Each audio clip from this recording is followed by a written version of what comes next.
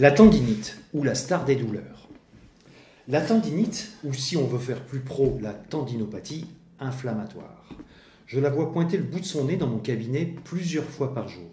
J'ai mal au coude depuis un mois, mais c'est une tendinite. J'ai mal à la hanche sur le côté, le médecin a diagnostiqué une tendinite du moyen fessier. J'ai une douleur à l'épaule qui m'empêche de lever le bras depuis une semaine, sans raison. Ça doit être une tendinite. J'ai mal sous le pied, même la nuit, c'est une fasciite plantaire, m'a-t-on dit. Voilà. Ça sort un petit peu du lot. Mais c'est une tendinite quand même. Et il y a un côté désespéré dans chaque annonce. C'est tellement entré dans la culture que même les soignants ne se posent plus la question. Douleur précise au coude, au genou ou à la hanche ou la cheville, en passant par l'épaule, la plante du pied, c'est une tendinite. Alors, tendinite ou pas? Examinons ça de plus près. Tendinite, tout ce qui se termine par ite, ite, en médecine, désigne une inflammation. Qu'est-ce qu'une inflammation? C'est une réaction locale qui associe rougeur, chaleur et œdème. Par exemple, lorsqu'on se fait piquer par une abeille, localement, ça gonfle, ça devient rouge et c'est chaud. C'est bien une inflammation. Donc tendinite égale tendon inflammatoire.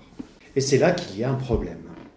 Les coudes douloureux que je vois ne sont ni rouges, ni gonflés, ni chauds.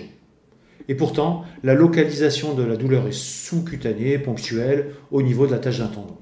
Pareil pour le genou, l'épaule, la hanche, la plante de pied, tendon d'Achille, etc. Aucun signe d'inflammation la plupart du temps. On associe aussi la tendinite du coude, par exemple, à la pratique de gestes répétés mal exécutés, le fameux tennis elbow. Elbow, ça veut dire coude en anglais. Pour la très grande majorité des personnes qui me consultent, on ne retrouve pas de facteur traumatique, mais plutôt une apparition spontanée de la douleur. Et lorsqu'une échographie est prescrite, on ne voit que très rarement des signes de gonflement. Tout ça ne plaide vraiment pas en faveur d'une tendinite. Alors que se passe-t-il? Je pense que c'est le résultat d'une habitude de communication en médecine.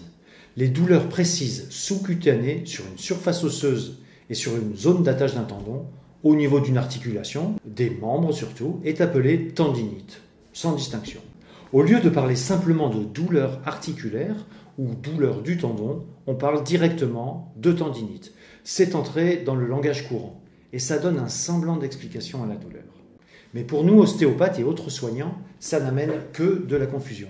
En effet, si pour nous le diagnostic de tendinite caractérise parfaitement la douleur du patient, alors nous serons amenés à traiter localement le problème. Infiltration, ultrasons, massage profond et autres ondes de choc, manipulation locale, sans compter les anti-inflammatoires et antalgiques classiques. Et la mauvaise presse associée à la tendinite nous dit que c'est très très long à soigner. Alors c'est sûr que si on soigne à côté de la plaque, ça risque d'être très très long. Comme dans les enquêtes de police qui piétinent, il faut repartir du début. Le patient arrive avec une douleur, du coude par exemple, c'est tout. On l'a vu, pas de facteur traumatique ou gestes sportifs répétés, pas de gonflement, rougeur, chaleur. Et je vous garantis que c'est la grande majorité des cas. Cette douleur est très localisée et comme un aimant, elle nous attire. C'est un piège mortel. Qu'est-ce qui peut générer une douleur spontanée d'une articulation? La douleur est un message véhiculé par les nerfs. Classiquement, lorsqu'un récepteur de la douleur est activé, un choc sur le bras par exemple, il génère un message qui chemine via le nerf et la moelle épinière jusqu'au cerveau. Nous prenons alors conscience que quelque chose ne va pas au niveau du bras, ce qui nous permet par exemple de retirer ce bras. Mais la nature est si bien faite que tout ce processus est parfaitement opaque et la seule perception que nous avons est la douleur locale au niveau du bras. Nous avons un schéma corporel qui nous permet de projeter notre perception partout sur notre corps. Maintenant, voyons ce qui se passe si j'appuie sur le trajet d'un nerf. Ceux qui se sont déjà cognés le petit nerf cubital, celui qui est derrière le coude dans une petite gouttière osseuse, me comprendront. Ils auront ressenti une brûlure très vive dans la main, sur l'annulaire et le petit doigt, ainsi que sur le bord cubital de la main. Et que je sache, la main n'est ni en feu, ni posée sur une plaque de cuisson. Nous avons reproduit, par l'appui sur le trajet du nerf, artificiellement, la sensation de brûlure que ce nerf est capable de véhiculer jusqu'au cerveau. On s'approche du sujet.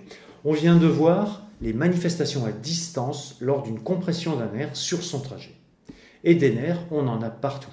Ils sont très bien protégés, en général entre deux groupes musculaires et profondément situés. Il existe des zones où les nerfs se regroupent. Sortant à chaque étage de la colonne vertébrale, ils se regroupent pour former ce qu'on appelle des plexus. Le plexus solaire, en arrière de l'estomac et sous le diaphragme, est le plus connu. Puis, de ces plexus naissent les grands nerfs des membres, comme le nerf sciatique, le plus célèbre, mais aussi des nerfs vers les membres supérieurs, les viscères, les poumons, le cœur, etc. Que se passe-t-il si, d'aventure, ces plexus se retrouvent dans un environnement comprimé, sachant que la matière nerveuse ne supporte pas la moindre compression?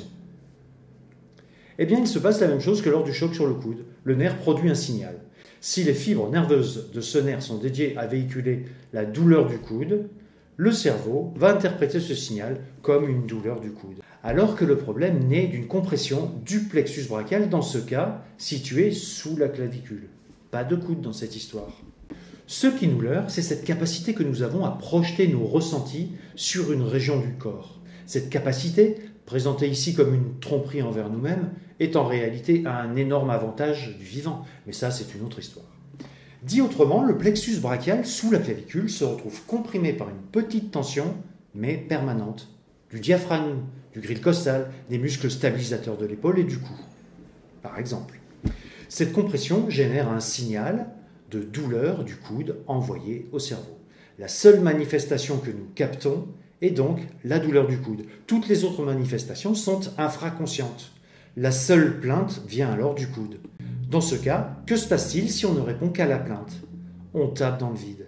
Et là, la tendinite, ça va être très long. On comprend bien l'intérêt de toujours se méfier de la localisation des douleurs. C'est dans 90% des cas un piège. On comprend aussi qu'il faut se méfier des diagnostics de facilité. La tendinite en est un. La mode en ce moment est à la fasciite plantaire.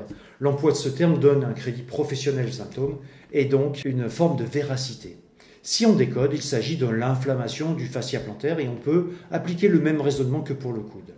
Alors soigner un coude ou libérer la zone sous-claviculaire sont deux pratiques totalement différentes. La première urine dans un instrument à cordes, l'autre peut être un peu plus fine à mettre en œuvre, répond au vivant. Mais pour ça, encore faut-il se poser les bonnes questions. Si ce contenu vous a plu, j'en parle plus en détail dans une vidéo sur la lésion ostéopathique. Le lien est en description de la vidéo. N'oubliez pas de vous abonner à la chaîne et de liker. Merci, à très bientôt.